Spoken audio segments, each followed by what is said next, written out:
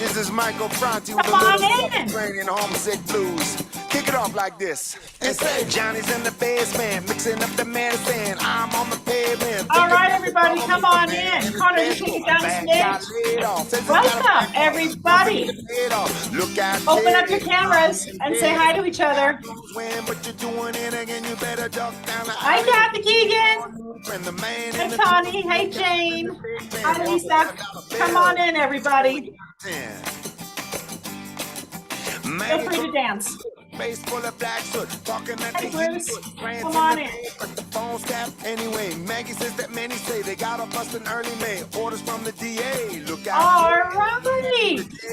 Walking on your tips. Hey, everybody. Welcome to our MEA live event. I'm so excited for today to talk about the Crossroads and classics. And so excited to see all of you here. How many of you are here? This is your very first live event with MEA that you've ever done. Wave at me or give me a little Y in the chat. Welcome. Love having some new folks here. You will quickly discover this is obviously not a normal webinar with our Michael Franti tunes to start off with a dance party. We're here to just welcome you to learn a little bit more about MEA, St. John's College, some of our programming, have some fun together. We have folks from all over the world who join us at MEA, world's first midlife wisdom school. Tell me in the chat, where are you in the world? Please type in the chat, where are you in the world? If you want to open your cameras, we love seeing you. If you can't because you're at work, totally understand. So let's see where we have our Canadians here. We are folks from all over the United States, London, Vancouver Island, the Netherlands, Santa Barbara, the planet Houston. Thank you, Bob. I love that. Love it. Look at this fantastic collection from all over. I like to think of this as a big Italian dinner table that we get to connect and learn together. Australia's here. My goodness, it's really early. So well done. Thank you so much, Susan, for joining us. Probably still the middle of the night for you. All right, so we are here to explore a really special week and a special partnership that we have arranged with St. John's College in Santa Fe and MEA to explore transitions with art and literature coming up a little bit later this summer, like after 4th of July, mid-July, amazing time to be in Santa Fe this fantastic week. So let me bring up our guests, our panelists for today. And first, I'm going to bring up Mary Hofstedt, who is, I can't get to the spotlight. There you go. Welcome. It's so good to have you here with me, Mary. Hi, Kari. She is our facilitator lead for our Santa Fe campus. You're a seasoned nonprofit leader. You're an educator, passionate about creating a more hopeful, caring, and connected world. And you've done so many amazing things with the Challenge Success Program and creating Community Arts Center, a decade at Stanford's Gardner Center. So this is a topic clearly that's very close to your heart. Yes, I am so excited for this workshop and to work with our friends at St. John's. Yeah, me too. So let me bring up David Carl. Thank you so much for being here with us today, David. You are Associate Dean for Graduate Programs at St. John's College. You've been inspiring students by your teaching and leadership and these summer classic sessions where anybody gets to come in and learn. And your life has been shaped by travel and inquiry, and you bring this curiosity and heart to all of the work that you do. And your recent podcast called The Fool's Paradise explores the deeper meaning of travel and timeless wisdom in a modern world. Boy, are you aligned with what we do at MEA. Thank you for being here, David. Thank you for inviting me. I'm very happy to join you all today. So let's talk a little bit. Tell us about St. John's College, for those who don't know very much about St. John's College, and then we'll talk a little bit more about MEA, and then we're going to dive into this partnership together. Hello? You froze for a minute. Are you there? You're back. Okay, I'm back. Oh, did I freeze for a minute? We have crazy weather in Santa Fe. So I want to apologize to people coming in from around the world. It is May, it is snowing. I am at over 7,000 feet on campus. So if anything glitchy happens, blame it on the weather. But Kara, I heard you asking about St. John's, and I'll make it quick because I know we only have an hour and a lot of material to cover. A small liberal arts college in the hills of Santa Fe, New Mexico. We have both an undergraduate and several graduate programs. And as you mentioned in the introduction, I am the dean of the college's graduate programs and would focus specifically on our adult education programs, which look at great works of philosophy, literature, history, music, poetry, film, paintings. Many of those things we'll be bringing to our time with MEA this summer. I could go on much longer, but let's leave it at that for now. I love it. Well, Mary, I've talked about what MEA is so many times, but I'd love to hear it from your lens, your experience of being at MEA, both as a facilitator and a participant. Tell those who've never heard of it, how do you see MEA through your eyes? Oh my gosh, Kari, thank you. I see MEA, I guess, in three ways. One, it's a midlife wisdom school that we get to be in these amazing places in, including Santa Fe and Baja. So it's a school to come together and learn and play together. It's also a movement to reframe aging and how we approach getting older and engaging in midlife and these second, third, fourth, fifth acts in our lives. And third, it's a community of people that come together, like the folks on this call. And I'm so thrilled to be involved. Thank you so much. We have a rich alumni program. So I didn't get to ask that. How many of you guys are alumni? Wave at me. And if you are, tell me, how did you come into MEA? Did you come into MEA online through our digital campus? Did you go to Baja? Did you go to Santa Fe? Let's see who's here. We've got a really fantastic program for those who come through our immersion programs to meet up, to be part of a local chapter, to do events. So we're really proud of our commitment to all of our alumni. So for today, what we have learned is that many of us are kind of like, closet geeks. Anybody out there, closet geek, or we're a full-fledged geek in high school? Okay, come on, we can now out ourselves. That's okay that we were geeks, because geeks are cool now that we're older. In the second half of life, geeks rule. So this week, we are choosing to marry together one of our core pillars of MEA, which is navigating transitions. And God knows that most of us are going through many transitions at this stage of midlife, from divorcing or empty nesting to health changes, to professional changes, to retirement, to moving, you name it. We're often in many of these transitions, and MEA has created content around how do we build transitional intelligence? How do we understand transitions better so that we can move through them better? Mary's an expert in this. She'll be kind of covering a lot of that throughout the week. And St. John's College is bringing through the areas that we turn to when we're going through transitions that really help us.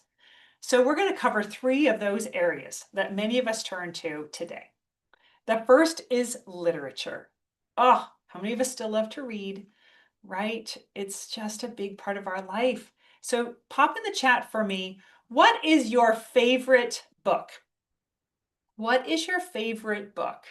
I know somebody's like, how could you even? I don't know. And if you can't think of your favorite, Laura's like, impossible. I can't. Maybe the book you've read most recently that you totally loved that you would recommend. How to Know a Person by David Brooks. I know there's certain books I've read over and over again. I've read like Franny and Zooey about 100 times. I've read The Alchemist by Paulo Coelho about 100 times. So there are some of those favorites. Mary, what's your favorite book? I'm one of those people that's like, that's such a huge question. I'm reading, what I'm reading right now is Blood and Thunder, which is not in my normal mode, but it's about Santa Fe and the history of Santa Fe, and it reads like a thriller, and I'm super into it. Ooh, love that. Okay, great. David, you Yeah, got one you want to throw out? I'm going to throw one out because it's on my mind today. It is the collected essays of Michel de Montaigne, French philosopher from the 1500s. If you ask me in a week, that'll probably change, but that's who I've been thinking about a lot recently. Yeah. How many of you found that you're consuming literature in different ways? Anybody out there kind of moving more towards books on tape, podcasts? We can consume in so many ways now, which I love. But for this particular week, we had a crazy synchronicity that happened. Now, there happens to be one book that Chip Conley, founder of MEA, was one of the most profound books in his life. And it happens to be A Man's Search for Meaning by Viktor Frankl. Now, this book was important to Chip, and he's told the story many times. You probably could see him tell this story on one of his podcasts or on his TED Talk. But Chip was at Gavin Newsom's wedding and playing baseball one day when he fell and broke his ankle, and he was on some antibiotics that he was extremely allergic to, where he was actually deathly allergic to them, and had a near-death experience where he actually collapsed and died 9 times before they were able to stabilize him. Incredibly scary. And during that time he was in the hospital, he happened to have Man's Search for Meaning in his backpack. And he read it, and it felt like a gift, a beacon. And it's a book he turned to over and over again in the ups and downs of his life. And he brought that book to the early development of our content of MEA. And it became a piece that we found within the book, a particular quote that many of you probably have heard before. It's attributed both to Victor and to Stephen Covey. That is such an important question or statement that we use to start our weeks at MEA. And it's this particular statement: between stimulus and response, there is a space. And in that space, hold on, I just think in that space is our power to choose. And in that response lies our growth and freedom. So let me read it again correctly. Between stimulus and response, there is a space. In that space is our power to choose our response. And in our response lies our growth and freedom. Really powerful to think about that. So we use this as a springboard for us to reflect throughout the week on how are we reacting to the world, and are we creating space between stimulus and response? And if we forgot how to do that, how do we do that better? So let me pass this over to you, Mary. How have you seen us utilize this concept, this quote, this experience in our weeks at MEA?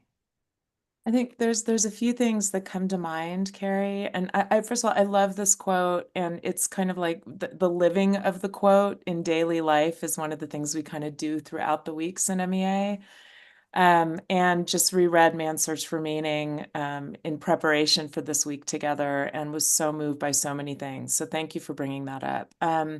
A couple of ways we connect with that space and making that space a little bit bigger during a week. One is mind-body work and time every morning to start the day to connect in with ourselves and get quiet. We also take a lot of time on the land and engaging with the natural environment and the vastness of Rising Circle Ranch. And asking generative questions is a big way. How do we track what we love? How do we track what we care about? How do we create space for more noticing in our lives, both while we're at MEA and after we go home? And what are our pathways to moments and connections that link us more deeply to ourselves and others and the broader community and world? And then structured activities that kind of take us through some of those practices. So, and we talk about everybody has different ways of connecting with that space and helping to widen it for themselves. So giving a lot of opportunities to play. Yes. So guess what was crazy, you guys? We decided to have this partnership with St. John's College, and that we would, figure out this week. And meanwhile, David selects Man's Search for Meaning as one of the books for the summer classics. And so we knew obviously that we were all some kind of soul connection going on here, and how synchronistic and fortuitous that David, you chose that piece. So maybe you could share with us a little bit about what it means to you and why you did choose to include this as one of the primary pieces of literature for the week together. Yeah, we were thinking about the question of transition, change, and how can works of literature and philosophy aid in that? What role does reading play in our lives, not just as a distraction or a form of entertainment, but actually a kind of set of a toolkit, let's say, that gives us a set of skills and resources. And Frankel's books seem like such an obvious choice from all those perspectives. It's beautifully written. It is, as you said, Kari, a work of literature, but also a profound philosophical reflection. If you know anything about Frankel's biography, a practicing psychoanalyst who dedicated his life to helping other people, specifically helping people navigate change and transitions. And as a Holocaust and concentration camp survivor, was not merely interested in these questions from a theoretical point of view. He really lived what he taught, and he credited what he wrote about in that book as the reason he was able to survive one of the most horrific incidences of the 20th century. Bringing all those themes together in such a well-written work suggested to us when we were brainstorming works that would fit with the week's theme, that that should be the first and the obvious choice. And then, as you said, we subsequently found out about the importance of it in Chip's life, and I thought, oh, well, that's a sort of sign that really this was destined to be the work we would spend our first day talking about. Yeah. So those of you who are out there, if you haven't read or read it in a while, definitely something to review. So let's move on. That the second piece that you chose is a selection from the writing of Plato, The Allegory of the Cave. Now, I'm sure some of you know conceptually understand the Allegory of the Cave, maybe didn't actually read it, or maybe read it a really long time ago in high school. But it's a great second space. And if we're exploring this idea of how do we create some space for ourselves between the stimulus of our lives and the response of our lives during transitions, a next great step is how do we manage what we call at MEA in our transition work, the messy middle, that space when we are no longer who we were and no longer who we're becoming, or we're in that stage of transition when nothing is quite resolved. It does kind of feel like going into a cave. So tell us a little bit more about that piece that you chose and some of your reflections on the impact of this metaphor and how it ties into midlife. Right. So again, we wanted a work which really spanned the genres of philosophy and literature. So one of the greatest, perhaps most foundational philosophers in the Western tradition, writing one of his most poetic images of a group of people who've spent their whole lives chained up in a cave looking at shadows and mistaking those shadows for reality. And the question comes up, what would it take for them to turn around and see the source of light, which is the true reality that casts those shadows? What role does philosophy, community, meaningful work, meaningful relationships play in that kind of liberation? And since I mentioned in my brief remarks about St. John's, we're a liberal arts college. For us, that means the arts by which human beings liberate themselves. And Plato is maybe the first Western thinker deeply concerned with what does it mean to be liberated, to be free, and how do we free ourselves? And this is a kind of poetic myth, allegory story which explores that range of questions. Mary, you want to respond? That sounds really amazing. It sounds really, I was just thinking I would want to come to the workshop even if I weren't teaching with you, David. It's so and it's so parallels, when we talk about in transitions weeks, the anatomy of a transition, right? Going from a beginning into the messy middle into the ending and that cycle, and the importance of metaphor in connecting to our own stories, and Joseph Campbell and hero's journey work that we do in our own midlives and how we make meaning of our own stories and set intentions for our lives. I just think it's really beautiful. As Joseph Campbell says, you change your metaphor, you change your life. And this parallel of looking at Plato and through the lenses of our own lives and our own questions about transitions is really beautiful. Yeah. And so those of you who are alumni, what is this week? This is obviously something different. So you'll be given this opportunity to read Viktor Frankl's book before you arrive. You'll have these pieces to read while you're there, these rich discussions. Again, like when geeking out is suddenly cool, in the beauty of the Santa Fe Ranch, with time for hiking and journaling and just being under the big sky and looking at the stars at night and being fed fantastic food and meeting other fellow travelers. So let's shift to part two. So literature, love it, amazing. I love that you also chose to bring in the visual arts into our menu palette here for the week, and you perfectly selected Georgia O'Keeffe, the artist that most of us would identify with Santa Fe. But let me ask everybody out there, who's one of your favorite visual artists? Put into the chat from the classics to modern day. Certainly Georgia O'Keeffe is a favorite of mine as a flower lover. In fact, I even have my lilies right here on my desk. So I've been a fan of her work. So let's see what we got. All right. We've got some of the classics, even Joni Mitchell, love that. Yep, Toulouse-Lautrec, great. Yeah. So tell us a little bit about Georgia O'Keeffe for those who might not know her story and how she came to Santa Fe. Yeah, again, I could go into a lot of detail about that, but after moving from New York and famously buying, well, I would say an old Ford pickup truck, but I suppose it wasn't old at the time. I'm sure it was new when she bought it.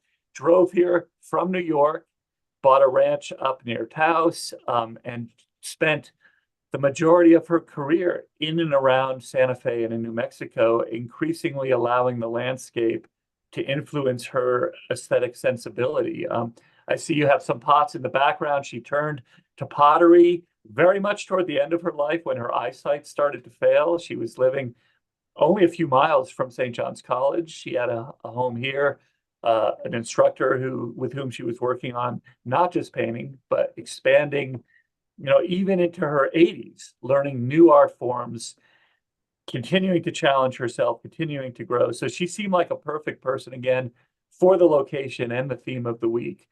But we wanted to complement philosophy and literature with the visual arts to really bring home this idea that learning how to see is itself a skill. It's not just a matter of open your eyes and look, that there are practical and specific skills we can practice, and that art might be the best opportunity for us to practice and develop skills, which in fact we can use in every aspect of our lives, especially in the visually media-centric world we live in today. We're constantly bombarded by images. We're creating images, we're putting images of ourselves out into the world, absorbing other people's images, that what educators sometimes call the cultivation of critical visual literacy, learning to be sensitive to and thoughtful about all of the images we're surrounded with.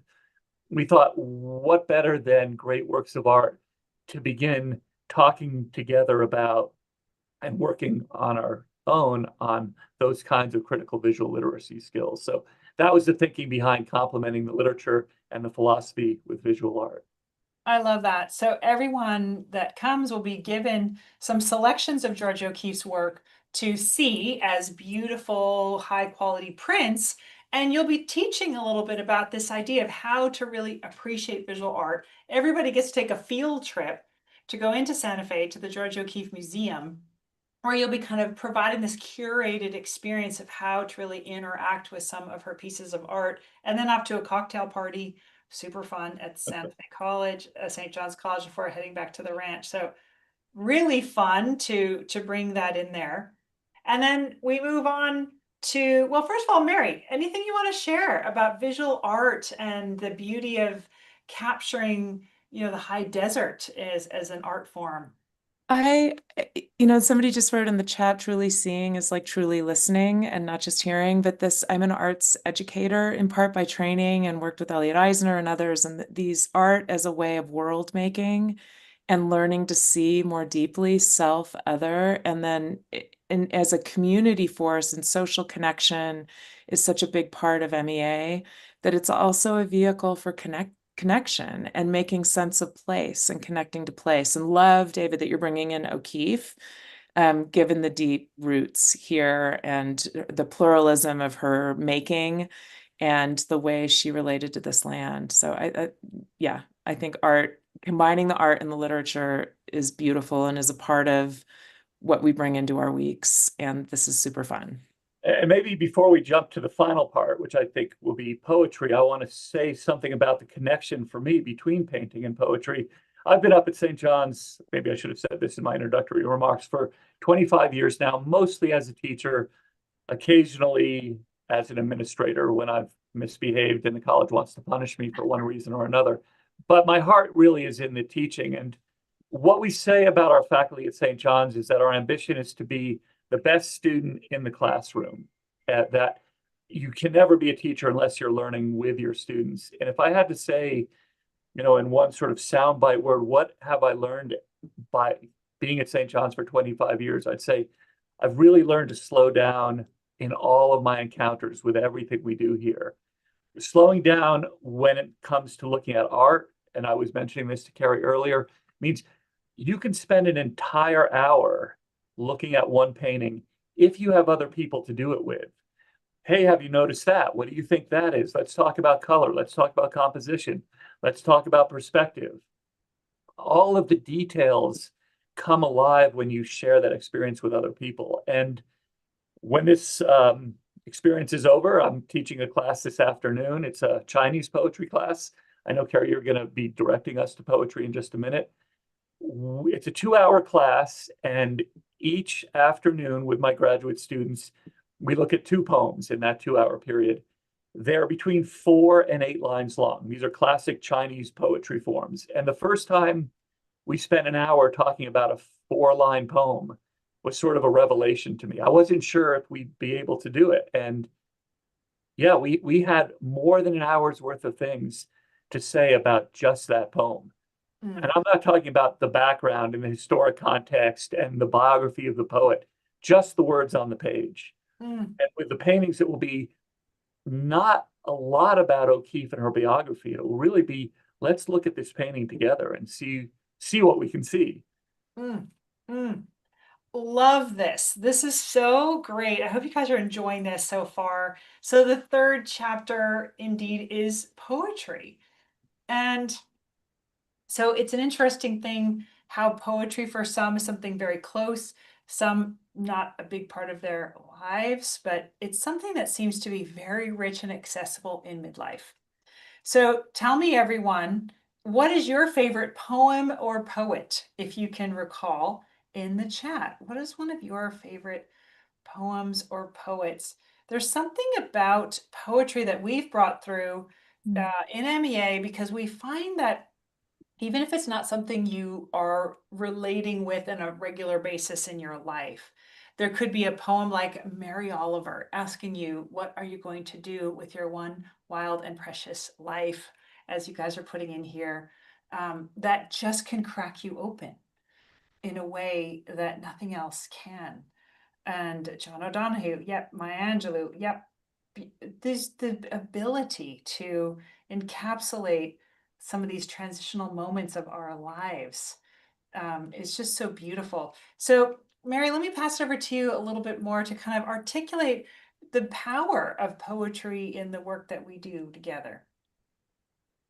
I think we bring in so much poetry, and David, I was so struck by the 4 lines in an hour, and back to the Frankel quote of making that space longer between stimulus and response, and how poetry also brings us there.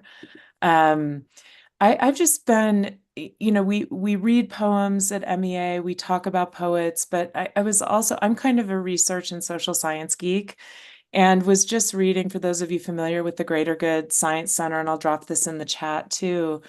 In therapeutic contexts and other contexts, there's research now showing what poetry does to our brain. It improves self-awareness, healthier functioning, well-being. I mean, there's all of these things within poetry that we don't fully understand in terms of the expansion of our minds and hearts.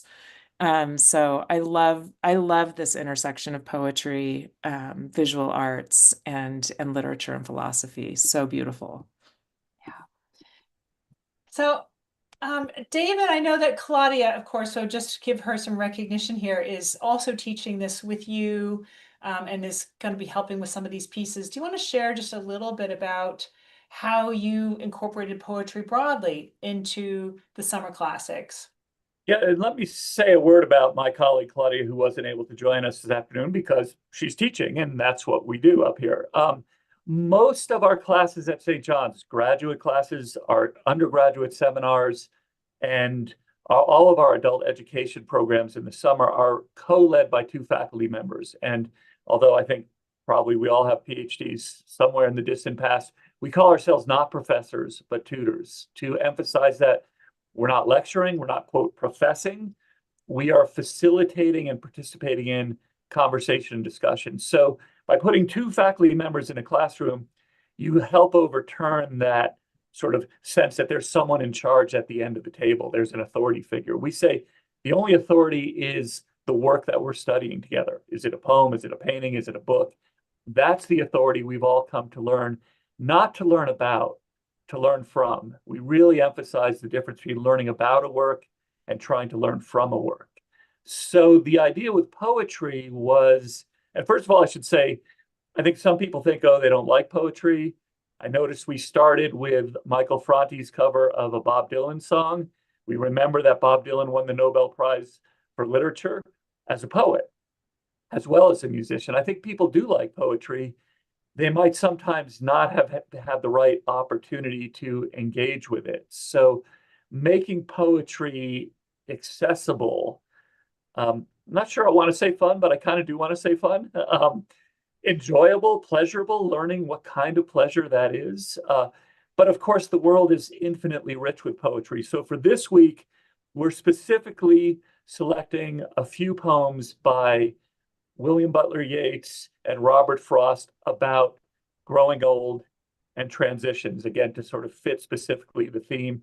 2 or 3 poems by each of those poets, which we know we want to have time to talk about, because if we're going to spend an hour talking about a 4-line poem, and we only have a few hours together, but we want people to read a bit more broadly than our conversation will allow us to explore, so that they have a bit of context and background for those poems that we do talk about. So I'm gonna just share a couple pieces of poetry with everybody today that you can just take a moment to listen to. And I chose these 2 because I find they're quite appropriate for what I've seen is the profile for those of us who drift to MEA. I came to MEA through meeting Chip Conley in 2017 and came filled with transitions and all sorts of things going on in my life, and found an extraordinary community of people that became dear friends and colleagues. So I'm going to share 2 pieces of poetry with you to see if these resonate. So the first is called The Journey by Mary Oliver, because so many of you have identified her as being a favorite. So just take a moment to just listen and see how it washes through you at this time of your life. And it's very much about being in transition. So The Journey. One day, you finally knew what you had to do and began. The voices around you kept shouting their bad advice, though the whole house began to tremble, and you felt the old tug at your ankles. Mend my life, each voice cried. But you didn't stop. You knew what you had to do, though the wind pried with its stiff fingers at the very foundations, though their melancholy was terrible. It was already late, and a wild night, the road full of fallen branches and stones. But little by little, you left their voices behind, and the stars began to burn through the sheet of clouds, and there was a new voice, which you slowly recognized as your own, that kept you company as you strode deeper and deeper into the world, determined to do the only thing you could do, determined to save the only life you could save. Mary Oliver, pop a word in the chat if that resonated with you, or maybe think about a time in your life when that poem was kind of resonant, a big change, something that was really challenging that you had to do in your life. And I'm going to read you a second poem. And then we're going to move on to some questions from all of you in the audience. So this second poem is from a woman named Oriah Mountain Dreamer, Canadian. And I love this poem because it to me speaks a lot about what I think people feel like when they show up at MEA. People come to MEA, the world's first midlife wisdom school. What does that even mean? Well, it means you get to encounter other fellow travelers and you get to interact with them from kind of the heart first and build these deep new friendships that are not tied to anything except kind of our fundamental who we are. So I'm going to read you this poem, and then you could be thinking about sharing with us maybe a piece of literature or poetry or art that really changed your life, that made a profound impact on you that we could bring together. So let's hear the invitation from Oriah Mountain Dreamer. It doesn't interest me what you do for a living. I want to know what you ache for, and if you dare to dream of meeting your heart's longing. It doesn't interest me how old you are. I want to know if you'll risk looking like a fool for love, for your dream, for the adventure of being alive. It doesn't interest me what planets are squaring your moon. I want to know if you've touched the center of your own sorrow and have been opened by life's betrayals, or become shriveled and closed from fear of further pain. I want to know if you can sit with pain, mine or your own, without moving to hide it or fade it or fix it. I want to know if you can be with joy, mine or your own, if you can dance with wildness and let the ecstasy fill you to the tips of your fingers and toes, without cautioning us to be careful, to be realistic, or to remember the limitations of being human. It doesn't interest me if the story you're telling me is true. I want to know if you can disappoint another to be true to yourself. If you can bear the accusation of betrayal and not betray your own soul. If you can be faithless and therefore trustworthy. I want to know if you can see beauty, even when it's not pretty, every day. And if you can source your own life from its presence. I want to know if you can live with failure, yours and mine, and still stand at the edge of the lake and shout to the silver of the full moon, yes. It doesn't interest me to know where you live or how much money you have.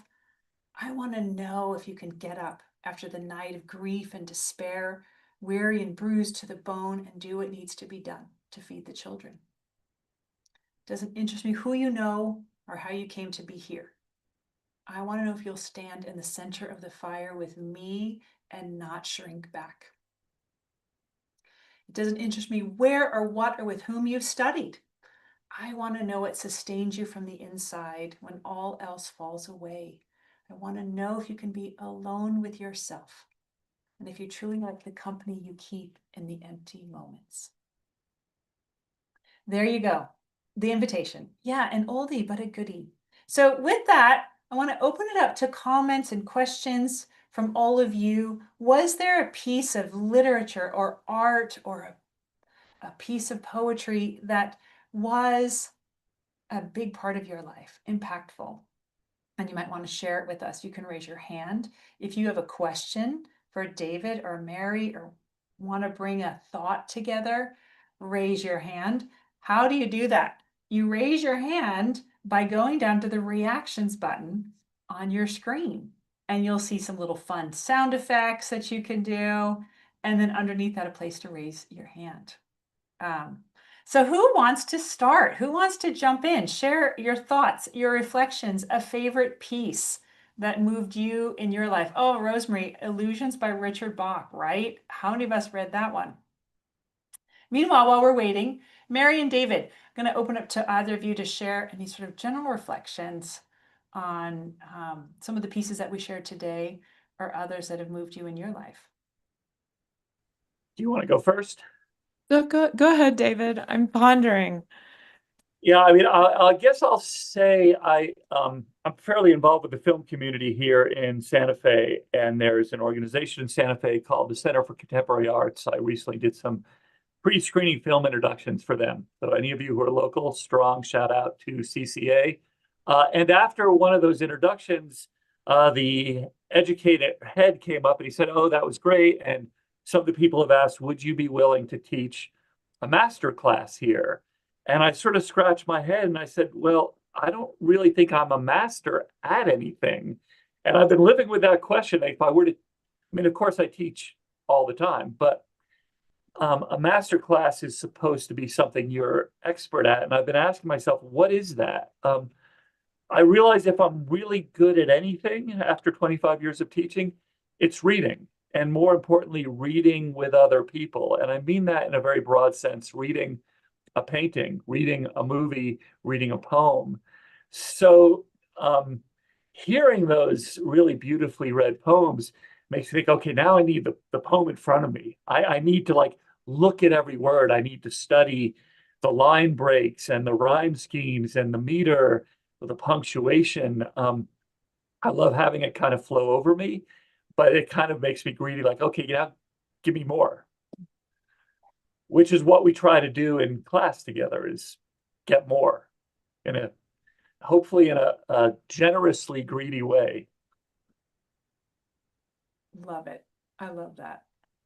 I think, David, as you were talking about CCA in particular, there's a new theater company that is in Santa Fe. They moved here during the pandemic from Chicago, a bunch of young artists that are reinterpreting as part of their work some classical pieces. So they did a production of Hamlet that I saw a while back, that, you know, Hamlet is now a Black queer woman, and it's immersive theater. And so it's taking these texts that have been seen in a particular way and written at a particular time and making them very contemporary, accessible, and immersive. And so I'm really inspired by artists who are kind of bringing things forward and reinterpreting them and making them relevant to current audiences.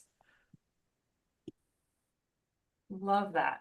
All right, so I'm adding to the chat here. We have kind of interactive time. Does anybody want to share that's how some component of the arts have impacted your life or shown up for you during times of transition? It's something that we often don't think about initially, but when we're going through a big transition in our life and the world is super unsteady, we often intuitively turn to some version of these arts to provide insight, comfort, support, inspiration. And we might not realize it until later, what's come through. So anybody want to jump in and share? Please raise your hand. I love, Bruce, that you're giving a little shout out to St. John's, a true liberal education. So important. There you go, David.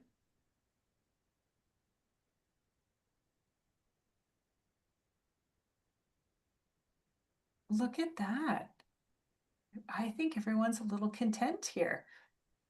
So I'm going to keep going then. I want to point out for those of you who are alumni that this particular week will not be this traditional content that we've created. It'll be kind of a really unique blend. I know Mary is super excited about that, to create some new things. Oh, Bruce says you've transitioned to painting. Okay, Bruce, I'm gonna voluntold you, since you have been giving me these little tidbits, to tell us a little bit about that. I've had a lot, I teach, you know, many folks, and I've had a lot of midlifers start turning to painting. So I'd love to hear more about how that's shown up for you. Yeah, as Mary knows, we were in the same group together. And I painted a little picture of the MEA campus. One morning when I was supposed to be in sound bath, and I chose not to, or maybe it was yoga. My knees are really bad, so not good. But no, I was an architect for, and I still am really, for 35, 40 years. And then, but I always painted. And my whole dream in coming to Santa Fe when I turned 70 was to really get in and get the mastery and submerge myself in the arts community here and so on. And it's always been a sort of a great realization when times are bad or things are not working out, to have that skill set that really helps. But I will say that I'm doing a podcast on some of this stuff, and I think it's great that you're doing the real pictures and, with George O'Keeffe and all that, and combining it with MEA. That's great. But I would say that I think there's the other side of the story is that we're all looking for internal sort of, as Viktor Frankl, space for ourselves and what works for us each individually. And certainly my latest watercolor paintings, I just got accepted at a late age of 76 in a couple exhibitions I'm really excited about. So yeah, it's good stuff. Keep up the transitions. It's a fantastic thing to do. Yeah. Thank you for sharing that. Your curiosity is certainly something we talk about so often, is how can we get curious and something we're not good at, we never tried before. Amy, thank you for raising your hand. I got to hear about the stone carving. That sounds amazing. Yeah. Can you hear me? Yeah. Okay. Yeah. Yeah. Actually, I had already done an MEA course and I was just, looking for some outside activities. And I also come from an architecture design. So creativity is part of what I do every day, but I do it on a screen, right? And so, I was looking for a class and the typical ceramics and painting and all that. And I saw this stone carving and I'm like, what? I don't know. It just hit me. I'm like, okay, I'm going to try this, and no expectations. And I've been doing it for a year and a half now. And I think as a creative person, it brings out my primal creativity because it's a chisel and a hammer. I mean, it's about the most simple way.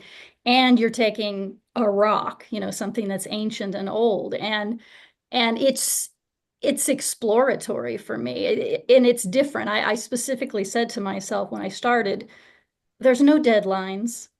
I don't care what the outcome, so that was a big leap for me because that's the world I come from, where you put all these boundaries on it.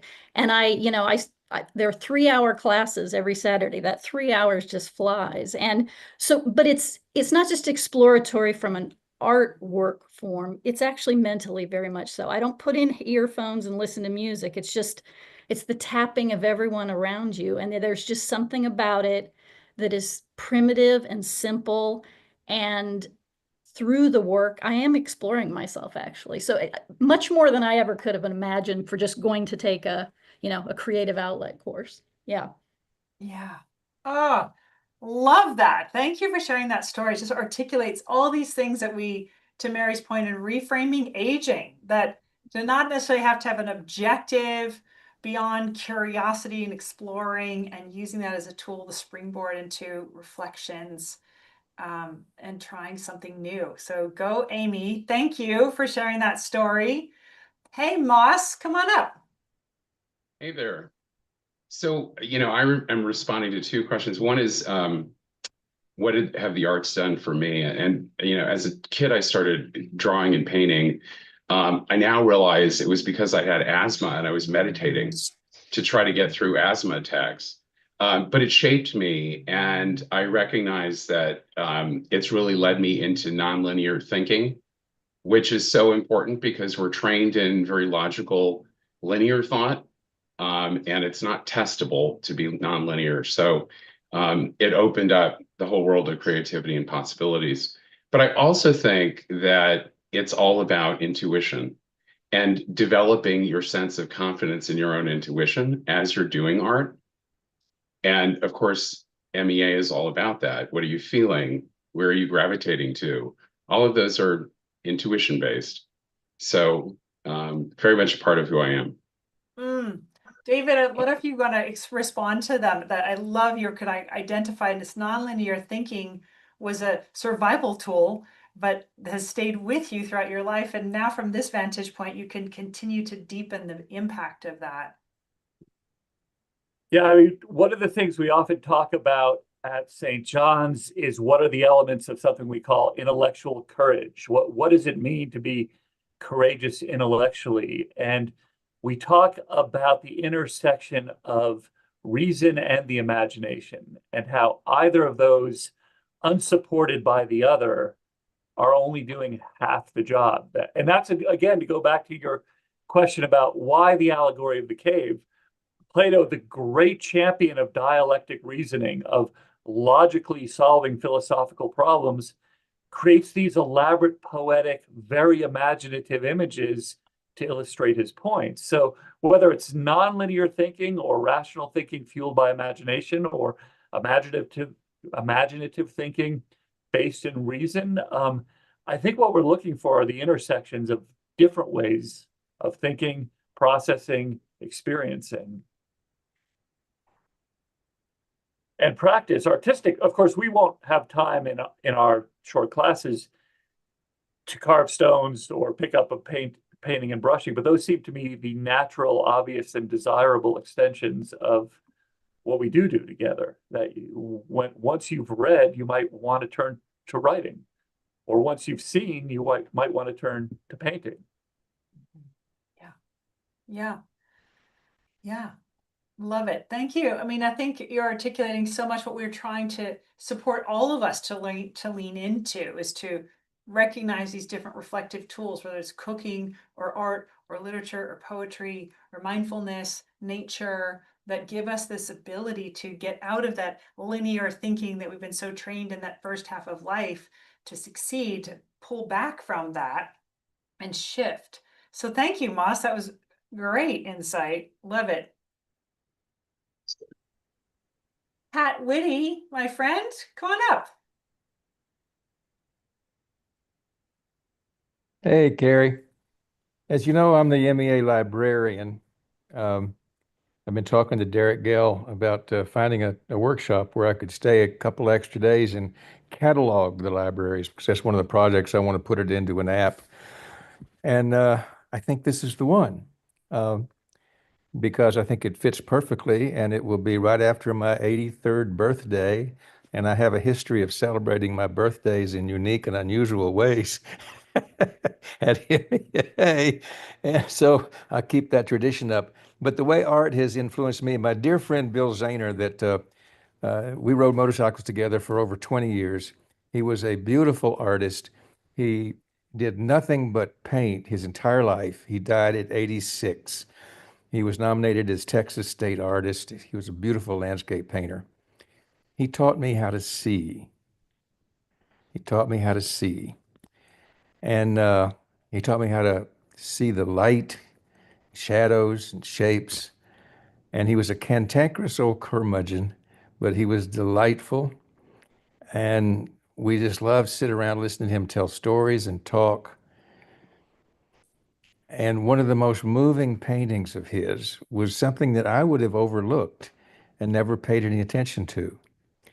It was a broken down old oak tree sitting out all by itself. It was literally broken.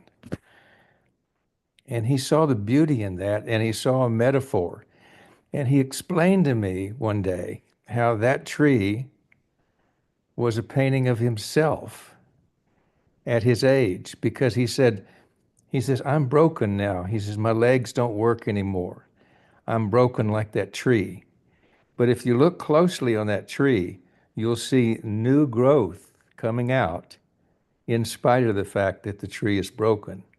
And I'm also experiencing that new growth in myself. And so all those times, that's the way art really influenced me, is to help me see beauty, and help me see metaphor. Mary, David, want to respond at all, please?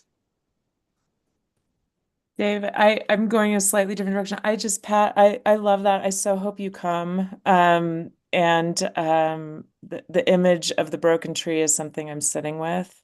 And I'm thinking about awe also in this conversation of, Dr. Keltner at UC Berkeley talks about the pathways into awe, these places that make us bigger than ourselves and see more broadly. And the visual arts and music are pathways, common pathways all over the world. And so thank you for reminding me of that. That image of the tree is very vivid for me. I mentioned that we have several adult education and graduate programs up here at St. John's, including one in what we call Eastern Classics, focusing on the works of India, China, and Japan. And one of the most famous works of Chinese philosophy, of Taoist Chinese philosophy, by the Chinese philosopher poet Zhuangzi, is a story about a man who's, as he gets older, his limbs start to turn into tree limbs.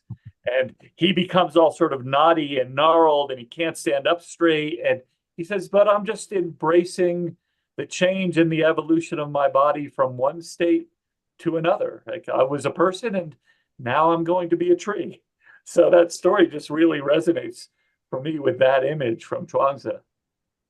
I love that. And Pat, before I let you go, for those of you who have a bunch of books, scattered around your house, or you have a library of your own books, you might be inspired by what Chip decided to do with our libraries at MEA, because he organized the books by answering a question. So Pat, can you just quickly explain, how did Chip organize his library? It's something people might want to do at home. Well, it was a daunting task, and after I discovered it, I momentarily regretted that I ever accepted the challenge, because I was tasked with the responsibility of getting volunteers to send us books, and we had like 3,000 books came in from all over the world. And I spent weeks up there unpacking the books, and sometimes with Chip. But then Chip has 50 questions. 50 questions. So I'm sitting here in the midst of this stack of books, surrounded by them. I had to go through each book one by one, and couldn't read the book, but I just had to read the cover, and I got an excellent education in book cover design. And then quickly determine, well, which one of these 50 questions does this book answer? And then write the number in the page of the book and stack them up accordingly, so we could organize the libraries not by, the Dewey Decimal System, but by questions. So the libraries now are all organized by questions.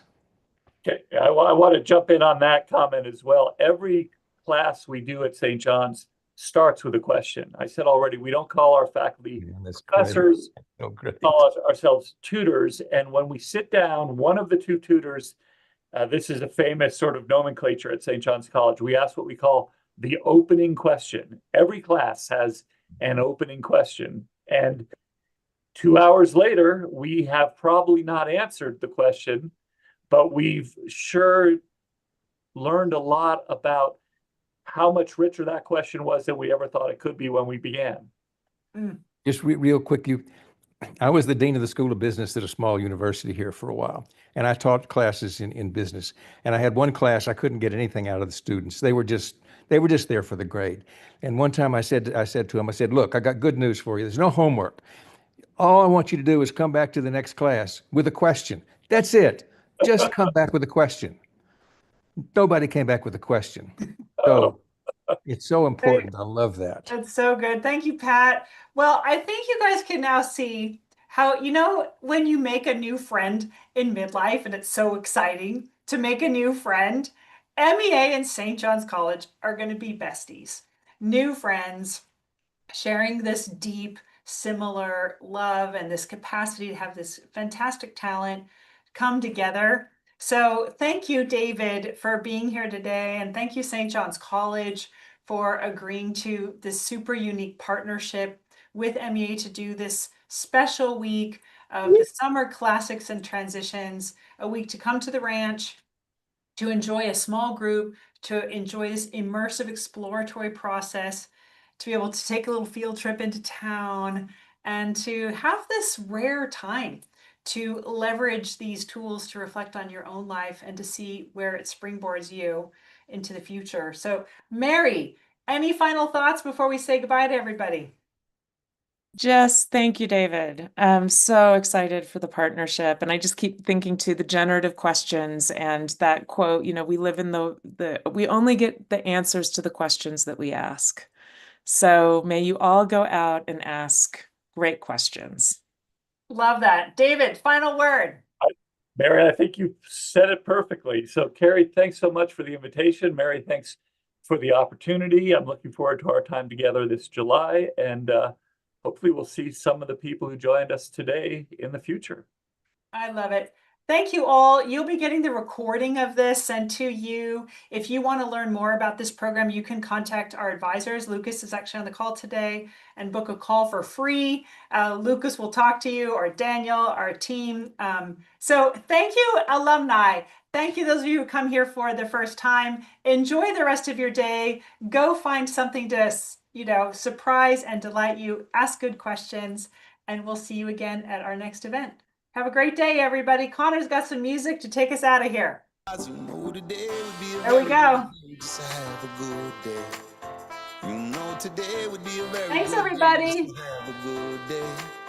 With a little more love and a little more laughter, a little more good vibes, less disaster.